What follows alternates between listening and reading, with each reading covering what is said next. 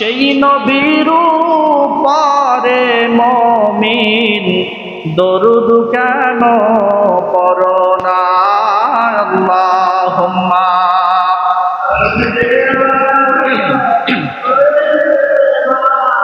মাওলানা মুহাম্মদ ওয়া আলা আলি সাইয়্যিদিনা মাওলানা মুহাম্মদ লা ইলাহা জোরে লা ইলাহা লা ইলাহা লা ইলাহা ইল্লাল্লাহ লা ইলাহা ইল্লাল্লাহ লা ইলাহা লা ইলাহা লা ইলাহা ইল্লাল্লাহ মুহাম্মাদুর রাসূলুল্লাহ সাল্লাল্লাহু। আলহামদুলিল্লাহ, আল্লাহ পাকের দরবারে লক্ষ কোটি শুকর ও সুজুদ যে রব্বুল আলামিন দীর্ঘ এক সপ্তাহ পরে আপনাকে আমাকে রব্বে কারিমের কুদরতি কদমে সেজদা করার জন্য যাচাই বাছাই করে মনোনীত করে রহমতের ঘরে আসার এবং বসার তৌফিক দান করলেন। এজন্য সমস্বরে সকলের শুকর জ্ঞাপন করে জোরে সরে পড়ছি আলহামদুলিল্লাহ। আল্লাহ, গত জুমায় আলোচনা করেছিলাম কোরআন থেকে আমরা সকলে হেদায়েত পেতে চাই। কোরআন থেকে আমরা সবাই হেদায়েত পেতে চাই, কিন্তু হেদায়েত পাওয়ার শর্ত আছে না নাই? কোরআন থেকে কি সকল মানুষ হেদায়েত পাবে? সকল মানুষ হেদায়েত পাবে না। তাহলে তো হিন্দু, বৌদ্ধ, খ্রিস্টান কেউই থাকতো না। আল্লাহ সকল মানব জাতির জন্য কোরআন নাজিল করছে, কিন্তু হেদায়েত সব মানুষ পাবে না। কিছু মানুষ পাবে যাদেরকে কোরআনের ভাষায় মুত্তাকি বলা হয়, নাকি হুদাল্লিল মুত্তাকিন। যারা মুত্তাকি হবে তাদের জন্য কোরআন হেদায়েত। যদি মনোযোগ আমার দিকে থাকে তাহলে বুঝতে সহজ হবে। কোরআন থেকে হেদায়েত পাওয়ার জন্য কি হওয়া লাগবে? মুত্তাকি হওয়া লাগবে। কি হওয়া লাগবে? কোরআন বলছে হুদাল্লিল মুত্তাকিন, মুত্তাকিদের জন্য হেদায়েত। এখন মুত্তাকি হওয়ার শর্ত বলেছিলাম। মুত্তাকি কিভাবে হওয়া যায়? গত জুমায় বলেছিলাম মুত্তাকি হওয়ার প্রথম শর্ত হলো গায়েবের প্রতি বিশ্বাস। এর প্রতি আল্লাযীনা ইউমিনুনা বিল গায়ব, অদৃশ্যের প্রতি বিশ্বাস। নাকি আল্লাহ কি বলতেছেন? পুরা আল্লাহ পাক বলতেছেন যালিকাল কিতাব, ইহা এমন কিতাব লা রাইবা ফি, যাতে কোনো সন্দেহের অবকাশ নাই, সন্দেহের অবকাশ নাই। হুদাল্লিল মুত্তাকিন, মুত্তাকিদের জন্য হেদায়াত, মুত্তাকিদের জন্য হেদায়াত। আল্লাযীনা যারা ইউমিনুনা ঈমান আনে বিল গায়বি, অদৃশ্যের উপরে, ওয়া ইউকিমুনাস সালাতা, আর যারা নামাজ প্রতিষ্ঠা করে, ওয়া মিম্মা রাযাকনাহুম ইউনফিকুন, আর যারা আমার দেওয়া রিজিক থেকে আল্লাহর রাস্তায় ব্যয় করে। আমি আল্লাহ যেই রিজিক দিছি এই রিজিক থেকে আল্লাহর পথে ব্যয় করে। আল্লাযীনা ইউমিনুনা বিল গায়বি ওয়া ইউকিমুনাস সালাতা ওয়া মিম্মা রাযাকনাহুম ইউনফিকুন। ওয়াল্লাযীনা, আর যারা ইউমিনুনা ঈমান আনে, ওয়াল্লাযীনা ইউমিনুনা বিমা উনজিলা ইলাইকা, হে রাসূল আপনার উপরে আমি যে কিতাব নাজিল করেছি ওই কিতাবের উপর ঈমান আনে। ওয়ামা উনজিলা মিন ক্বাবলিক, আর পূর্ববর্তী যত নবী রাসূল আছে তাদের সকলের উপর ঈমান এনেছে। ওয়াবিল আখিরাতি হুম ইউকিনুন, আর আখিরাতকে নিশ্চিত বলে যারা বিশ্বাস করে, এই সমস্ত মানুষগুলাই আল্লাহর পক্ষ থেকে হেদায়েত পাবে। উলাইকা আলা হুদাম মির রাব্বিহিম ওয়া উলাইকা হুমুল মুফলিহুন। উলাইকা, তারা, আলা হুদাম মির রাব্বিহিম, তোমার রবের পক্ষ থেকে হেদায়েত প্রাপ্ত হয়ে যাবে। ওয়া উলাইকা হুমুল মুফলিহুন, আর তারাই হবে সফলকাম, তারাই হবে সফলতার মানদণ্ডে উত্তীর্ণ। ঠিক কিনা জোরে বলেন। তো গত জুমায় বলেছিলাম যে সর্বপ্রথম মুত্তাকি হওয়ার প্রথম শর্ত হলো গায়েবের প্রতি বিশ্বাস। আমানতু বিল্লাহ, ঈমান আনছি আল্লাহর উপরে, আল্লাহকে দেখি নাই। আমানতু বিল্লাহি, আল্লাহর উপরে ঈমান আনলাম। ওয়া মালাইকাতি, তার ফেরেশতার উপরে। ওয়া কুতুবি, তার কিতাবের উপরে। ওয়া রাসূলি, তার রাসূলের উপরে। ওয়াল ইয়াউমিল আখিরি, পরকালের উপরে। ওয়াল কদরি খাইরি ওয়া শাররি মিনাল্লাহি তাআলা, ভালো মন্দ তাকদীরের উপরে ঈমান আনলাম। ওয়া শাররি মিনাল্লাহি তাআলা ওয়াল বা'সি বা'দাল মাউত, মৃত্যুর পরে আবার জীবিত করা হবে, এর উপরও আমি আল্লাহ রাব্বুল আলামিন ঈমান আনলাম। এই 7টা বিষয়ের কথা আছে। গায়েবের প্রতি বিশ্বাস করার নাম হলো ঈমান। জোরে বলেন সুবহানাল্লাহ। এটা আমাদের সবার আছে। দ্বিতীয় নম্বরে আল্লাহ পাক রব্বুল আলামিন বলেন, আল্লাযীনা ইউমিনুনা বিল গায়ব ওয়া ইউকিমুনাস সালাহ। কথা ছিল ওয়া ইউকিমুনাস সালাহ, নামাজের উপরে। কি? নামাজ প্রতিষ্ঠা করো, নামাজ প্রতিষ্ঠা করো।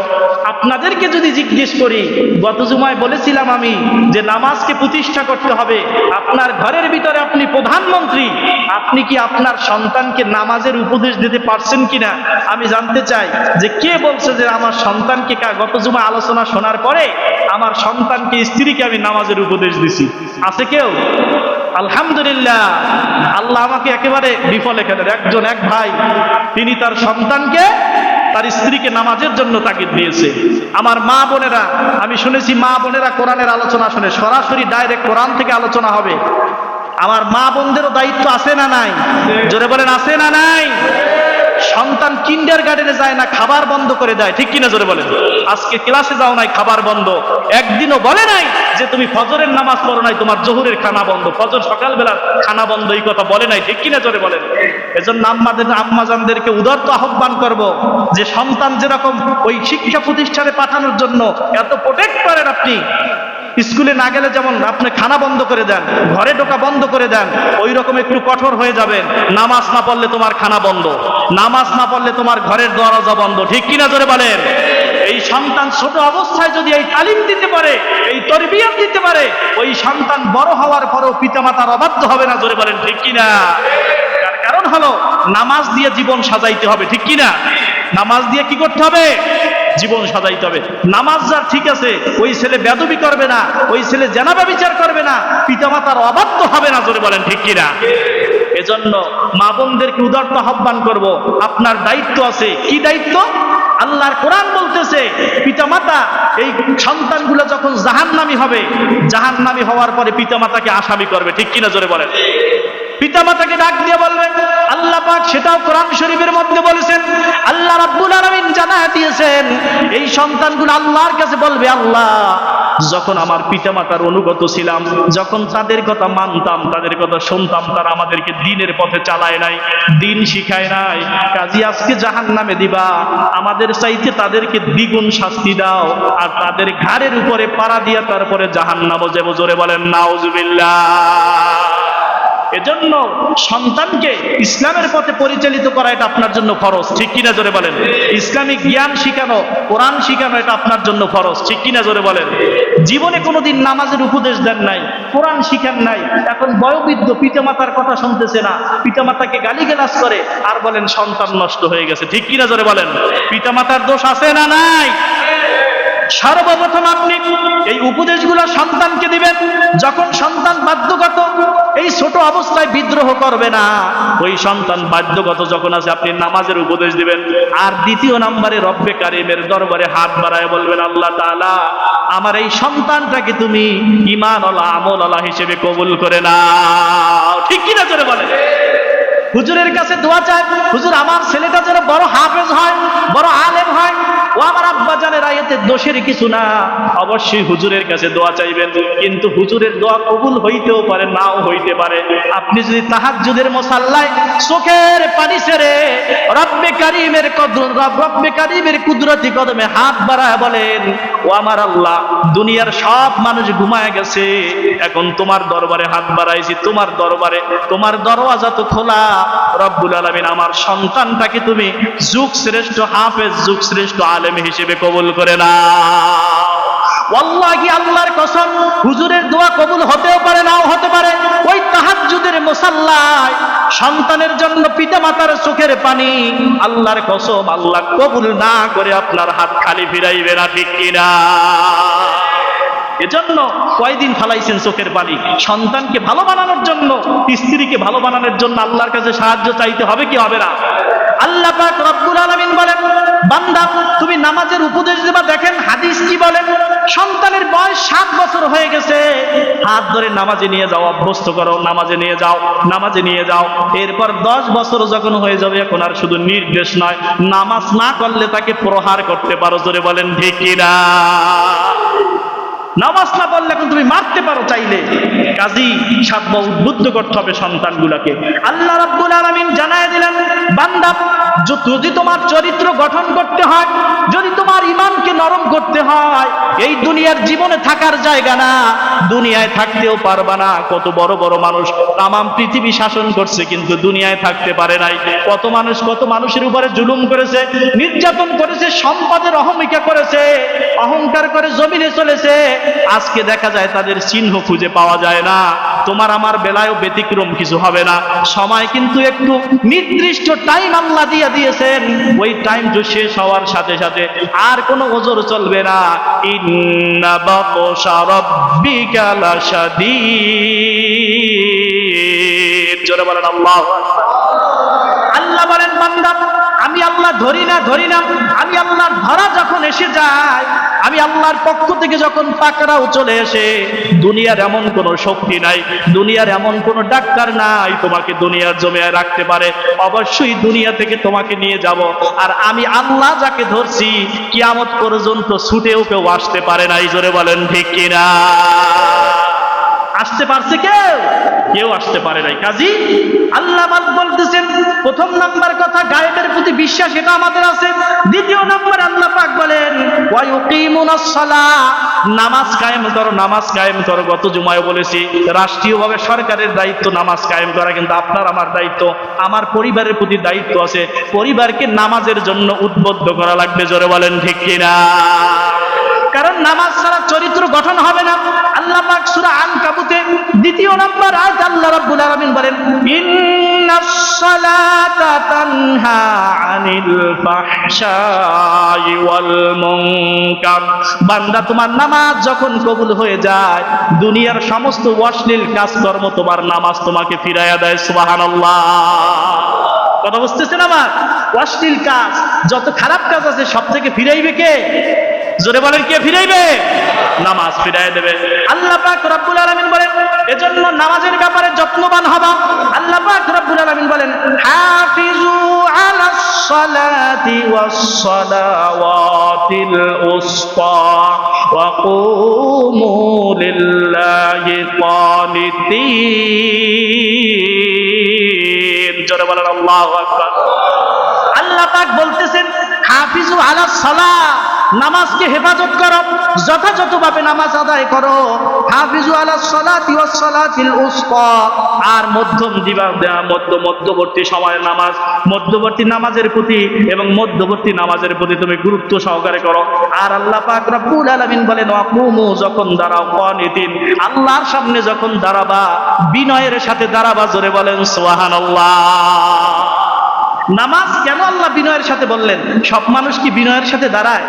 কথা বলেন, সবাই কি নামাজে বিনয়ের সাথে দাঁড়ায়? জোরে বলেন, দাঁড়ায়? আল্লাহ পাকের কোরআন বলতেছে, মুনাফিক মুসলমান যারা আছে, ওরা রাসূলের পিছনে নামাজ পড়েছে, কিন্তু ওর নামাজ ওকে জান্নাতে নিতে পারবে না। রাসূলের সাহাবী নামে খ্যাত হয়েছে, কিন্তু তারপরও জান্নাতে যেতে পারবে না। ওরা নামাজ পড়ে মানুষকে দেখানোর জন্য নামাজ পড়ে। জোরে বলেন ঠিক কিনা? ওরা কিভাবে দাঁড়ায়? আল্লাহ পাক রব্বুল আলামিন সূরা নিসার ভিতরে 142 নম্বর আয়াত আল্লাহ রব্বুল আলামিন মুনাফিকের নামাজটা সম্পর্কে কথা বলতেছেন। আল্লাহ পাক বলেছেন, ওয়া ইযা কামু ইলাস সালাতি কামু কুসালা। ওয়াইদার যখন কামু, তারা দাঁড়ায়, ইলাস সালাতি, নামাজের মুসাল্লায় যখন নামাজে দাঁড়ায়, কামু কুসালা, ওরা অলসতার সাথে দাঁড়ায়, ওরা অগ্রাহ্যের সাথে দাঁড়ায়, অলসতার সাথে দাঁড়ায়। জোরে বলেন নাউজুবিল্লাহ।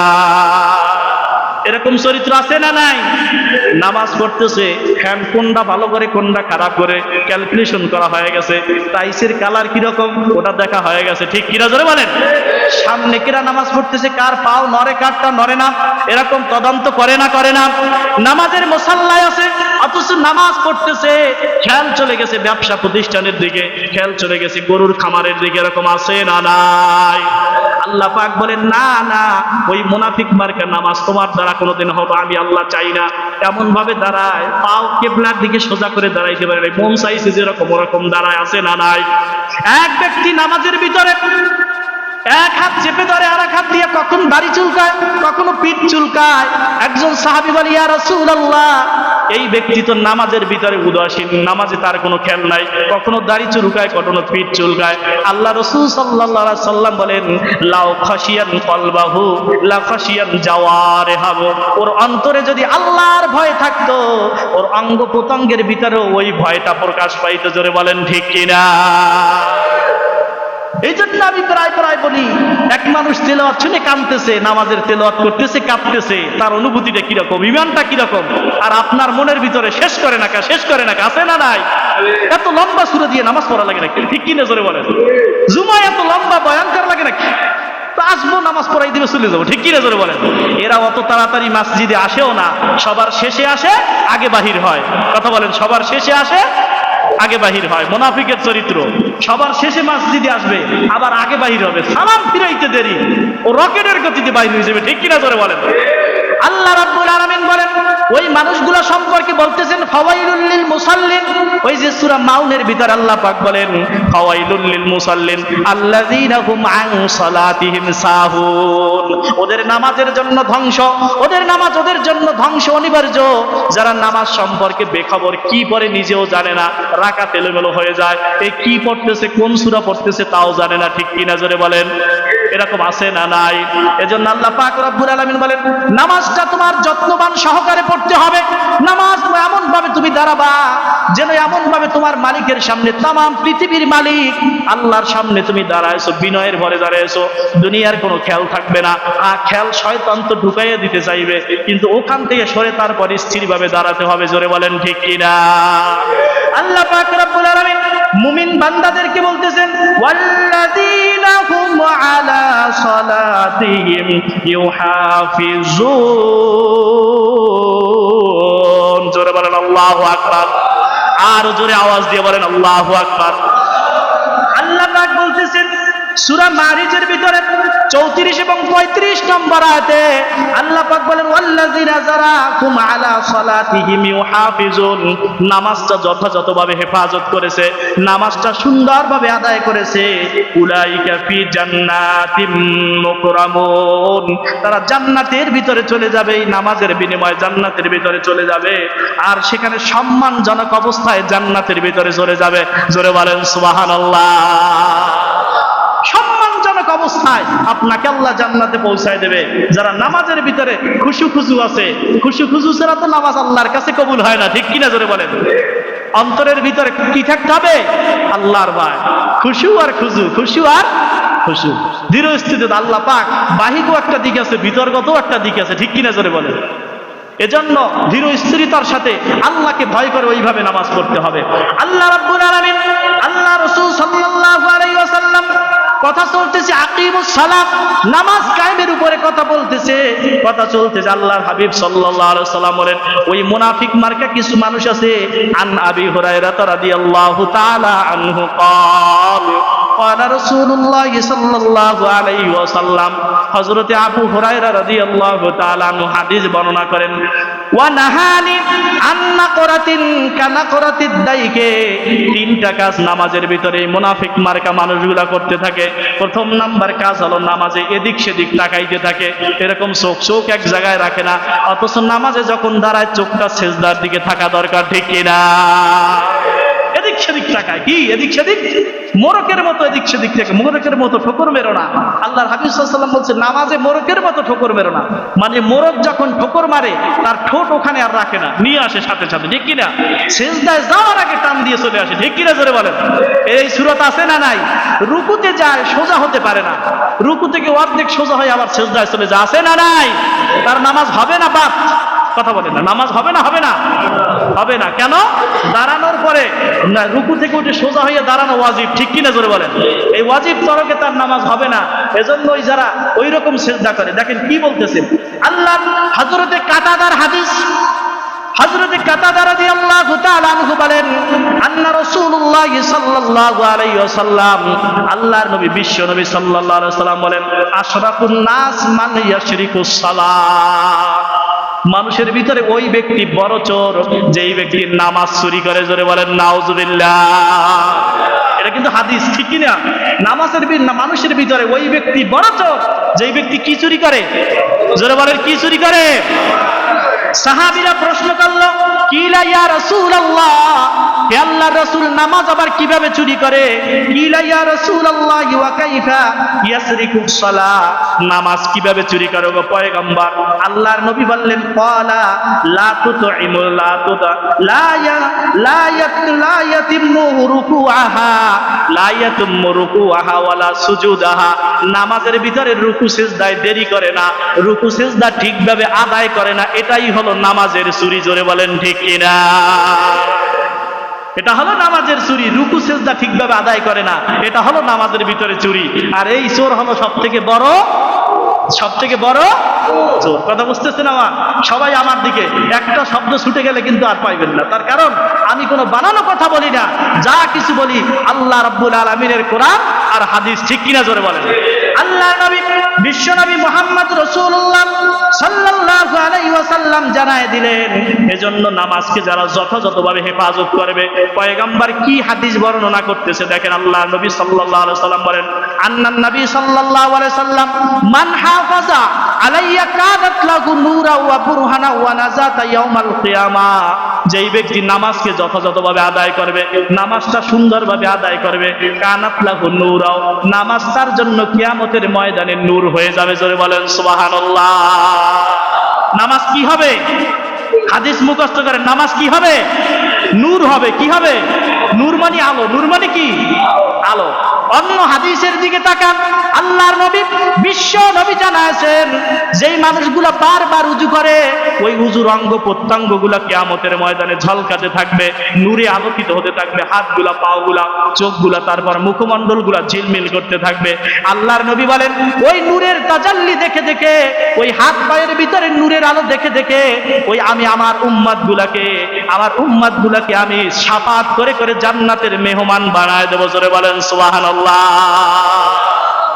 এখন যারা নামাজ পড়ে নাই তারা কি ওযু করে? জোরে বলেন ওযু করে? ওযু করে না। ওযু আপনার নূর হবে, আলো হয়ে যাবে। আল্লাহ পাক বলেন, নাজাতা ইয়াউমাল কিয়ামা, নাজাতা মানে নাজাত করে দিবে, আপনাকে মুক্ত করে দিবে ইয়াউমাল কিয়ামা, কিয়ামতের ময়দানে আল্লাহ পাক রব্বুল আলামিন নামাজের কারণে নূর দেবে। এই নূর দ্বারা আল্লাহ রব্বুল আলামিন আপনাকে জান্নাতের মেহমান বানাইবে। ওয়ামান লাম ইউহাফিজ, আর যেই ব্যক্তি নামাজ যথাযথভাবে আদায় করে না, ওয়ামান লাম ইউহাফিজ, যেই ব্যক্তি নামাজ যথাযথভাবে আদায় করে না, আল্লাহর হাবিব সাল্লাল্লাহু আলাইহি ওয়াসাল্লাম বলেন, ওয়ামান লাম ইউহাফিজ লাম তাকুল লাহু নূরা ওয়ালা বুরহানা ওয়ালা নাজাতা ইয়াউমাল কিয়ামা, নামাজ তার জন্য নূর হবে না, বাঁচানোর জন্য কোনো দলিল হবে না। মা কারুনা ওয়া ফিরাউন ওয়া উবাই ইবনে খালফ, কারুন আর ফিরাউন আর উবাই ইবনে খালফের মতো বড় বড় কাফেরদের সাথে আল্লাহ জাহান্নামে পাঠায় দেবে। জোরে বলেন নাউজুবিল্লাহ। তাহলে এই হাদিস দ্বারা আমরা বুঝতে পারলাম নামাজে কি হবে? নূর হবে। কিয়ামতে কি হবে? নাজাতা ইয়াউমাল কিয়ামা ওয়া বুরহানা, এবং দলিল হবে, আপনাকে বাঁচানোর জন্য দলিল হবে। নাজাতা ইয়াউমাল কিয়ামা, কিয়ামতের ময়দানে, ঠিক কিনা জোরে বলেন। আরেকটা হাদিস দেখি, আল্লাহর হাবিব সাল্লাল্লাহু আলাইহি ওয়াসাল্লাম বলেন, ক্বালা আলাইহিস সালাম, ইযা সাজাদা ইবনে আদম, বনি আদম সন্তান যখন সেজদা করে, ইযা সাজাদা ইবনে আদম, বনি আদম যখন সেজদা করে, ইযা সাজাদা ইবনে আদম ইয়াতাজালু শাইতান, শয়তান চিৎকার মারে আর পলায়ন করতে থাকে। জোরে বলেন সুবহানাল্লাহ। কথা বুঝতেছেন? শয়তান চিৎকার মারতে থাকে। আদম সন্তান যখন সিজদায় চলে যায়, শয়তান চিৎকার মারে আর পলায়ন করতে থাকে। ওয়ায়াকুল, আর বলতে থাকে, শয়তান ডাক দিয়ে বলে, ওয়ায়াকুল, আর বলে, উমিরতু বি আল, শয়তান বলে, উমিরতু আদামা বিসুজুদি, আদম সন্তানকে সিজদা করার হুকুম করা হয়েছে। আদম সন্তান সিজদা করতেছে, পরিণামে ফাসাজাদা ফালাহুল জান্নাহ, ওদেরকে আল্লাহ জান্নাতের মেহমান বানায় দিবে। উমিরতু বিসুজুদি, আর আমি শয়তানকেও আল্লাহ সিজদা করার হুকুম করেছিল, আমি বিরোধিতা করেছি, যার কারণে আমি জাহান্নামী হয়েছি। জোরে বলেন নাউজুবিল্লাহ। কথা বুঝতেছেন আমার? এজন্য আমরা নামাজ পড়তে চাই কি চাই না? জোরে বলতে হবে, চাই কি চাই না? যদি আলোচনা বুঝে থাকেন, এই জুমায় যেন আর কাজা না হয়। স্ত্রী ঘরের ভিতরে আছে, সন্তান ঘরের ভিতরে আছে, ঘরে থাকো, নামাজ পড়তে হবে। এটা কঠিন কাজ? জোরে বলেন কঠিন কাজ? এটা তো কঠিন কাজ না, কঠিন কাজ। ও আমার আব্বা জানেন, আপনি একটু জেহেনের ভিতরে খাটান, আল্লাহ আপনাকে 24 ঘন্টা বাঁচায় রাখছেন। ওই ঘুমটা জীবনের শেষ ঘুম হয়ে যেতে পারতো, ফজরের সকালটা আপনি নাও দেখতে পারতেন। জোরে বলেন ঠিক কিনা? অথচ আল্লাহ আপনার হায়াতটা রেখেছে। আল্লাহ যদি বলে, বান্দারে 24 ঘন্টা হায়াত তুই দুনিয়ার কাজ করছো, আমি আল্লাহ শুধু 1.5 ঘন্টা সময় তোর কাছ থেকে চেয়েছিলাম, ফজরের নামাজটা পড়বি মাত্র 10-15 মিনিট, 20 মিনিট জোর হয়, এরকম করে 1.5 ঘন্টা সময় আমি আল্লাহর যদি ইবাদত করতে, আমার ইবাদত করলি না। আমি আল্লাহ এত নিয়ামত দিলাম, এত সুন্দর করে তোকে দুনিয়ায় বাঁচায় রাখলাম, আর 24 ঘন্টার কয় ঘন্টা তুই আমার কাছে ব্যয় করছো, এই হিসাবটা দেওয়ার পরে জান্নাতে যা। কয়জন মানুষ জান্নাতে যেতে পারবে বলেন তো দেখি? জান্নাতে যাওয়ার সুযোগ আছে নাকি? কাজী এরকম ব্রেন খাটাতে হবে। আল্লাহ 24টা ঘন্টা আপনাকে দিয়েছে, আপনি 12 ঘন্টা কাজ করেন দিনের বেলা, কিন্তু আপনি এক থেকে 1.5 ঘন্টা নামাজ পড়ার সুযোগ পান না। বোঝা গেল আপনার কাজ, আপনার বদনসিব, এই কাজ আপনাকে কিয়ামতে জাহান্নামের আসামি বানাইবে। ঠিক কিনা জোরে বলেন? এজন্য আল্লাহ নবী, বিশ্ব নবী হাদিসের ভিতরে বলেন, আন্নান নবী সাল্লাল্লাহু আলাইহি সাল্লাম, আল্লাহর নবী বলেন, মান হাফাজা, যেই ব্যক্তি নামাজকে হেফাজত করবে, তার জন্য নামাজ 5টা পুরস্কার দিবে। জোরে বলেন সুবহানাল্লাহ। কয়টা পুরস্কার? জোরে বলতে হবে, কয়টা পুরস্কার? বুঝেন আর না বুঝেন দেখবেন ওই যে রেকর্ড হয়েছে অনলাইনে চলে যাবে। ঠিক কিনা জোরে বলেন? প্রথম নম্বরে আল্লাহ রাব্বুল আলামিন বলেন, প্রথম নাম্বার পুরস্কার আল্লাহ দেবে। আল্লাহর নবী বলেন, যেই ব্যক্তি নামাজ হেফাজত করে, ওই ব্যক্তি আকরামাহুল্লাহু খামসাল খেসাল, 5টি পুরস্কার, 5টি মুসিবত থেকে আল্লাহ বাঁচায় দেবে। প্রথম নাম্বার মুসিবত হলো ইয়ারফাউ আনহুদ দাইকে, মৃত্যুর ভিতরে কষ্ট আছে, এই মৃত্যুর যন্ত্রণা থেকে আল্লাহ পাক রব্বুল আলামিন নামাজওয়ালা ব্যক্তিকে প্রশান্তি দান করে দিবে। সুবহানাল্লাহ। মৃত্যুর কষ্ট আছে না নাই? জোরে বলেন, আছে না নাই? আপনি কি মনে করেন ওই যে চোখ কই এমনিতে উল্টো হয়ে যায়? না, আজরাইলের বিভৎস চেহারা দেখার পর কিতাবের ভিতরে লেখেন, এই তামাম সমুদ্রের পানি যদি তার গলার ভিতরে দেওয়া হতো, মনে হয় তার তৃষ্ণা মৃত্যু না। এমন ভাবে মৃত্যুর ভিতরে সাকরাতুল মাউত, মৃত্যুর ভিতরে অবশ্যই কষ্ট আছে, অবশ্যই কষ্ট আছে। এজন্য এই নামাজ যেই ব্যক্তি পড়বে, আল্লাহ পাক তার মৃত্যুর কষ্টকে দূর করে দেবে। জোরে বলেন সুবহানাল্লাহ। দ্বিতীয় নম্বরে আল্লাহর হাবিব সাল্লাল্লাহু আলাইহি ওয়াসাল্লাম বলেন, ওয়া আযাবিল কবরে, কবরের ভিতরে আযাব আছে। 5 ওয়াক্ত নামাজ যেই আল্লাহর বান্দা আদায় করবে, এই 5 ওয়াক্ত নামাজ ওই কবরের আযাব থেকে আল্লাহর বান্দাকে বাঁচায় দেবে। জোরে বলেন সুবহানাল্লাহ। তৃতীয় নম্বরে ওয়ায়ুতিহিল্লাহু বিয়ামিনি, ডান হাতে আমলনামা আল্লাহর পক্ষ থেকে এসে যাবে। নামাজওয়ালা ব্যক্তির ডান হাতে আমলনামা এসে যাবে, ডান হাতে। আর ওয়ায়ামুরু আলা সিরাতি কালবার, আর চতুর্থ নম্বরে হলো পুল সিরাতকে আল্লাহ পাক বিজলির গতিতে পার করে দিবে। জোরে বলেন সুবহানাল্লাহ। আল্লাহর হাবিব সাল্লাল্লাহু আলাইহি ওয়াসাল্লাম বলেন, ওয়ায়াদখুলুল জান্নাতা বিগাইরি হিসাব। পঞ্চম নম্বরে বিনা হিসাবে আল্লাহ 5 ওয়াক্ত নামাজিওয়ালা ব্যক্তিকে বিনা হিসাবে জান্নাতে পৌঁছায় দেবে। জোরে বলেন সুবহানাল্লাহ। এই 5টা পুরস্কার, এক একটা পুরস্কার সম্পর্কে বিস্তারিত আলোচনা করলে এক জুমা করা যায়। ঠিক কিনা জোরে বলেন? মৃত্যুর কি কষ্ট এ সম্পর্কে এক জুমা আলোচনা করা যায়, কবরের কি আযাব এ সম্পর্কে এক জুমা আলোচনা করা যায়। ঠিক কিনা জোরে বলেন? এজন্য সংক্ষিপ্ত আকারে বলে দিলাম। আল্লাহ নবী, বিশ্ব নবী জানায় দিয়েছেন 5 ওয়াক্ত নামাজের হাকিকত হলো এইরকম। আন্না রাসূলুল্লাহ সাল্লাল্লাহু আলাইহি ওয়াসাল্লাম, আল্লাহর নবী বলেন, আরাআইতুম লাউ আন্না নাহারাম বিবাবি আহাদিকুম, 5 ওয়াক্ত নামাজ হলো তোমাদের ঘরের সামনে দিয়ে যদি একটা প্রবাহিত নদী থাকে, নদী বুঝতে পারেন না? নদী, প্রবাহিত নদী, মানে জোয়ার ভাটা পানি চলাচল করে, ঠিক কিনা? এই প্রবাহিত যদি একটা নদী তোমার ঘরের সামনে থাকে, আল্লাহর হাবিব সাল্লাল্লাহু আলাইহি সাল্লাম বলেন ইয়াগতাসিলু ফি কুল্লু ইয়াউমা খামসাতান, এই খামসা, এরপরে 5 বার যদি ওই নদীর ভিতরে গোসল করে, তোমাদের ঘরের সামনে যদি একটা নদী থাকে, ওই নদীর ভিতরে যদি 5 বার কোনো ব্যক্তি গোসল করে, আল্লাহর হাবিব প্রশ্ন করলেন তাহলে তার গায়ে কি কোনো ময়লা থাকতে পারে? কথা বলেন, তার গায়ে কি কোনো ময়লা থাকতে পারে? ময়লা থাকতে পারে? আল্লাহর নবী বলেন ওই রকম 5 ওয়াক্ত নামাজের উদাহরণ, ফজরে একটা গোসল আত্মাকে দিয়ে দিয়েছ, তোমার গুনাহগুলোকে কিছু আল্লাহ ঝরায় দিয়েছে। এরপর জোহরে আর একটা আত্মাকে গোসল দিয়ে দিয়েছে, গুনাহ ঝরে গেছে। এরপর আসরে, এরপর মাগরিবে 5 ওয়াক্ত নামাজ যেমন আদায় করলে, ওই 5 বার গোসল করলে যেমন গায়ের ভিতরে কোনো ময়লা থাকে না, 5 ওয়াক্ত নামাজ আদায় করলে বান্দার আমল নামার ভিতরে কোনো গুনাহ থাকে না। সুবহানাল্লাহ। এরপর আল্লাহর হাবিব সাল্লাল্লাহু আলাইহি সাল্লাম আরো একটা হাদিস বর্ণনা করেন। আল্লাহর নবীর সাহাবী দাঁড়ায় গেল, একজন সাহাবী পিছনে পিছনে হযরত সালামা রাদিয়াল্লাহু তাআলা আনহু সামনে সামনে হাঁটতেছেন, পিছনে কিছু সাহাবী হাঁটে। হঠাৎ করে একটা শুকনা গাছের ডালা ধরে নাড়া দিলেন, আর পিছনের সাহাবীরা বলল, সালামা হাকাজা সালামা লিমা ফালতু হাজা, ও সালামা এই শুকনা গাছের ডালা ধরে কেন ডালা দিলা? হযরতে সালামা বলেন, ইচ্ছা করে দেই নাই, আমি আল্লাহর নবীর সাথে রওনা হলাম, আল্লাহর নবী এরকম একটা শুকনা গাছের ডালা ধরে নাড়া দিলেন, আর বললেন, সালামা রে শুকনা গাছের ডালা ধরে নাড়া দিলাম, শুকনা গাছের ডালার ভিতরে কোনো পাতা আছে নাকি? আমি বললাম, ইয়া রাসূলুল্লাহ কোনো পাতা নাই, সব পাতা জমিনে ঝরে গেছে। আল্লাহর নবী বলেন, সালামা রে আমার গোটা উম্মতকে জানায়া দিবা, যেই ব্যক্তি 5 ওয়াক্ত নামাজ ঠিক মতো আদায় করবে, ওই শুকনা গাছের ডালা ধরে নাড়া দিলে যেমন সমস্ত পাতা জমিনে ঝরে যায়, 5 ওয়াক্ত নামাজ আদায় করার কারণে বান্দার আমল নামার সমস্ত গুনাহগুলোকে আল্লাহ ঝরায় দেয়। জোরে বলেন সুবহানাল্লাহ। লা ইলাহা ইল্লাল্লাহ, জোরে লা ইলাহা ইল্লাল্লাহ, লা ইলাহা লা ইলাহা ইল্লাল্লাহু মুহাম্মাদুর রাসূলুল্লাহ সাল্লাল্লাহু। এজন্য খুব সাবধান যুবকেরা, ওই আউল বাউল ফাউলের চক্করে পড়া যাবে না, ঠিক কিনা জোরে বলেন? এখন ইন্টারনেটের যুগ, ওই যে বাউল কি সরকার, আবুল সরকার, কি সরকার? আবুল সরকার, ও আল্লাহর সম্পর্কে যেই কথা বলেছে ওকে প্রকাশ্যে মৃত্যুদণ্ড দেওয়া দরকার, ঠিক কিনা জোরে বলেন? ওর দুঃসাহস কি করে হয়?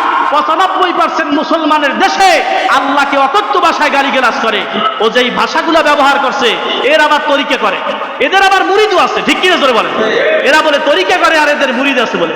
সমাজের ভিতরে মহিলারা আছে, এই যুব সমাজ তো ওগুলা অ্যালাউ করে না, কিন্তু ওই বয়োবৃদ্ধ কিছু মানুষ আছে, ওরা মনে করে এটাও মনে হয় শরিয়াত, এটাও মনে হয় জায়েজ, ঠিক কিনা? যেই ঘরের ভিতরে আপনি ছবি টানায় রাখবেন, কোন জীবের ছবি থাকে, ওই ঘরে রহমতের ফেরেশতা ঢোকে না। কিন্তু দেখা গেল ছবি সামনে টানায়া, আপনি মূর্তির সামনে যেমন সেজদা দেয়, ছবি টানাইয়াও যদি ইবাদত করে, ওটার মধ্যে কোনো পার্থক্য নাই। হিন্দু যেমন মূর্তির সামনে সেজদা দেয়, তুমিও তেমন ছবি টানাইয়া তারপরে সেজদা দাও, বোঝা গেল হিন্দুর দুর্গার সাথে তোমার ওই ছবির দেবতার সাথে কোনো পার্থক্য নাই, ঠিক কিনা?